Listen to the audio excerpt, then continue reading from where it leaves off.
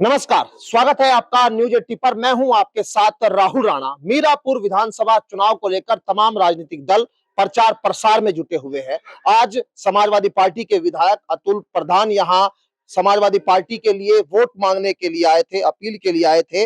और यहां आज गांव में क्या माहौल है वो भी आज भाप लिया होगा आपने। विधायक जी, क्या माहौल है सबसे पहले तो? देखिए, मैं फिर कहना चाहता हूं कि लोकतंत्र की खूबसूरती है, लोकतंत्र का पर्व है ये चुनाव। और इसमें लोगों को बढ़ चढ़कर वोट डालने देना चाहिए और डालना चाहिए।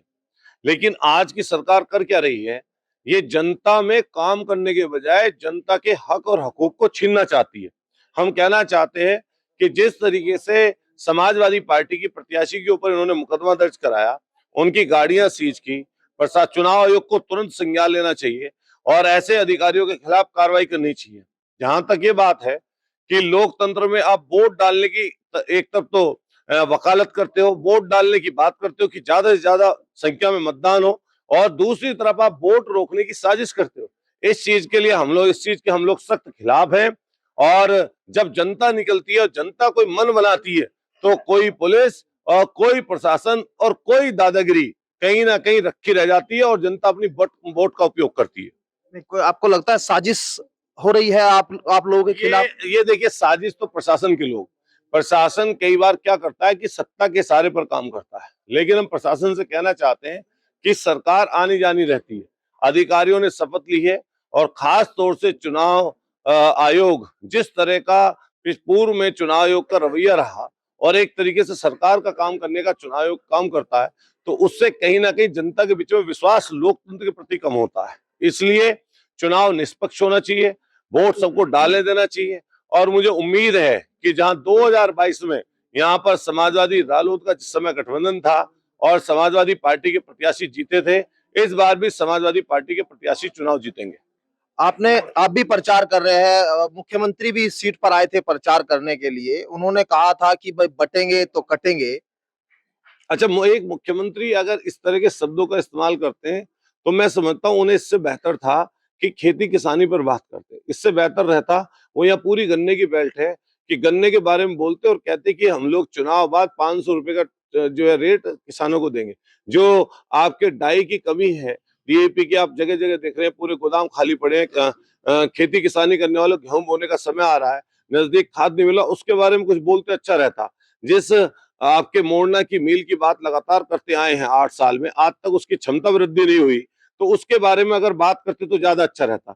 यहाँ की जो सड़कें खराब स्थिति की हैं, जहां जहां पर भी रजवायों में पानी नहीं आता, उसकी बात करते तो ज्यादा अच्छा रहता।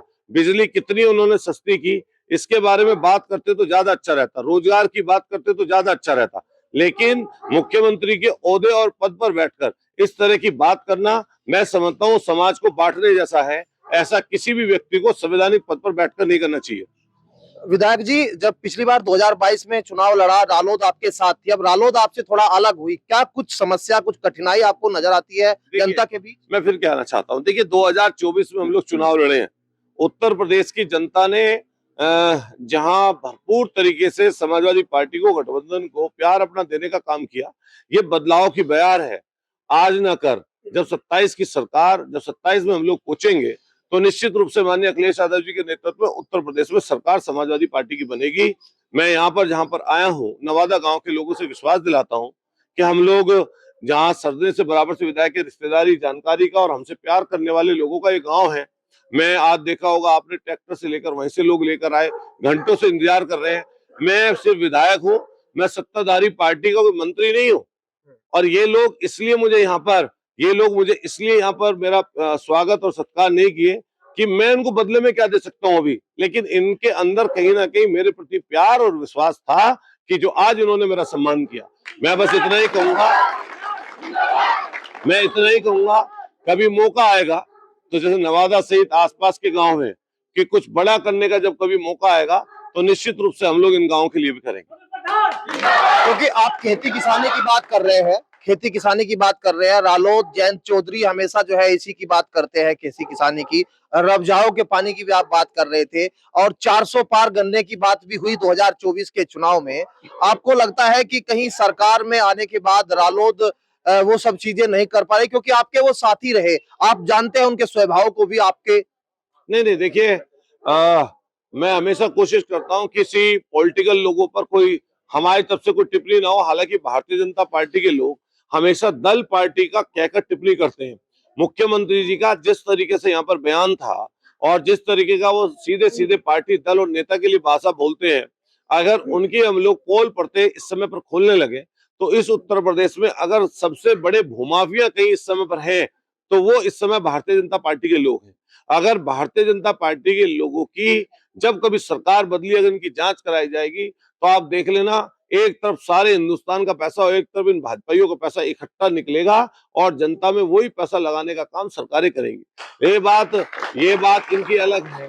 वो कुछ भी बोले, वो कुछ भी बोले क्योंकि मुख्यमंत्री के पद ओहदे पर है, लेकिन उनको अपने संयमित भाषा बोलनी चाहिए और ऐसी भाषा बोलनी चाहिए जिससे समाज में अलगाव ना आए। अच्छा, गंगा स्नान की वजह से चुनाव टला और आपको क्या लगता है इसका प्रभाव आपके चुनाव पर क्या पड़ता है? आपको ध्यान होगा प्रधानमंत्री जी जब बनारस से चुनाव लड़ने गए तो उन्होंने एक स्पीच कही थी, एक जुमला छोड़ा था। जुमले में कहा था कि मुझे माँ गंगा ने बुलाया है। माँ गंगा ने इतना इनको दे दिया, उसके बावजूद माँ गंगा के लिए क्या किया इन्होंने? ये गंगा स्नान का पर्व है, हम सब लोग जाते हैं गंगा स्नान पे और ये हमारे यहाँ खास तौर से वेस्ट यूपी में जहां जहां गंगा का किनारा है, यहाँ बराबर में सुक्रताल हो, हमारे इधर मखदूमपुर का मेला हो, उधर उधर हरिद्वार हो, जहां भी गंगा माता निकलती है वहां जगह जगहों पर गढ़मुक्तेश्वर का मेला सबसे शायद विशाल मेलों में से एक है, जहाँ उसके अपोजिट में तिगरी और इधर की तरफ ब्रजघाट और गढ़मुक्तेश्वर में मेला रहता है।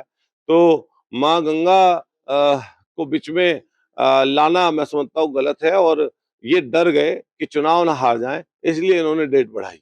जयंत चौधरी कह रहे थे कि अखिलेश यादव अंदर खाने साजिश कर रहे थे कि कुछ लोग गंगा स्नान के लिए चले जाए, आप लोग इधर चुपके से वोट डलवा ले। अच्छा ये बताओ, चुनाव आयोग समाजवादी पार्टी के तो हाथ में है नहीं, ये तो भारतीय जनता पार्टी के लोगों पे आरोप लगते हैं चुनाव आयोग के लिए। हम तो कोई सरकार में है नहीं, तो हम लोग क्या साजिश कर सकते हैं या इसमें हमारी क्या साजिश हो सकती है? जब हाथ में उनके सारी चीजें, तो साजिश भी वही करने वाले या ना करने वाले भी वही, गलत करने वाले भी वही और सही करने वाले भी वही।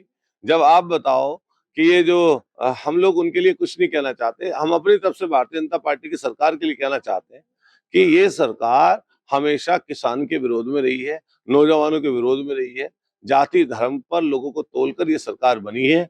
लेकिन अब इनको जनता के बारे में, जनता के जब बीच में जाएंगे तो जवाब देना पड़ेगा। पीडीए का फॉर्मूला समाजवादी पार्टी लेकर चलती है, लेकिन सरकार के लोग कह रहे हैं कि पीडीए तो हमारा है, हम लोग जो है ऐसे लोगों को यहाँ चुनाव लड़ने के लिए ला रहे हैं जो उस जगह से आते हैं जहां उनको लोग खड़ा भी नहीं होता थे, और पीडीए में तो वो पीडीए का मतलब ही मतलब समझ से बाहर बताते थे। ये बताइए, जब इनको दिक्कत नहीं है तो पीडीए का नाम क्यों लेते हैं बार बार?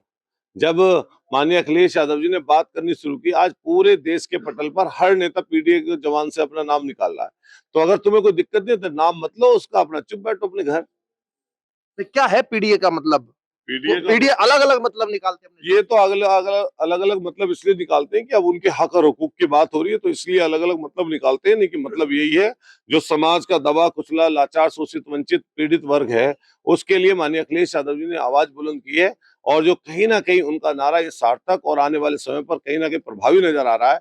और आने वाले समय पर आप देखिएगा 2027 में समाजवादी पार्टी की सरकार माननीय अखिलेश यादव जी के नेतृत्व में बनेगी। क्या बंटने जा रहे हैं लोग? या कोई नहीं बंटने वाला। आप देखिए, यहाँ तो मुझे नवादा गांव में तो इतनी खूबसूरती नजर आई, जहाँ खेती किसानी करने वाले लोग हम लोगों का स्वागत करने आए। वहीं यहाँ पर जो हमारे हिंदू मुसलमान भाई है सब लोग इकट्ठा हैं। 2022 का चुनाव भी इसी तरीके से सब लोगों ने इकट्ठा मिलकर जिताया था और आने वाले 27 का चुनाव भी जो है इसी तरीके से जिताने का काम और इस चुनाव को जिताने का काम करेंगे। 10 सीटों में से कितनी जीतेंगे आखिरी सवाल? अभी 9 सीटें हैं और मालिया पुलिस का जिस तरीके से इस्तेमाल कर रहे हैं, चुनाव आयोग को संज्ञान लेना चाहिए और ऐसे अधिकारियों के खिलाफ सख्त से सख्त कार्रवाई करनी चाहिए। धन्यवाद। बहुत शुक्रिया बातचीत करने के लिए। और अतुल प्रधान जो है लगातार वो सरकार पर हमलावर करते हुए दिखाई दिए हैं और साफ तौर पर उन्होंने कहा है कि खेती किसानी की बात सरकार नहीं कर रही। मेरे सहयोगी विश्वजीत कुमार के साथ मैं राहुल राणा, न्यूज 18 मीरापुर विधानसभा सीट।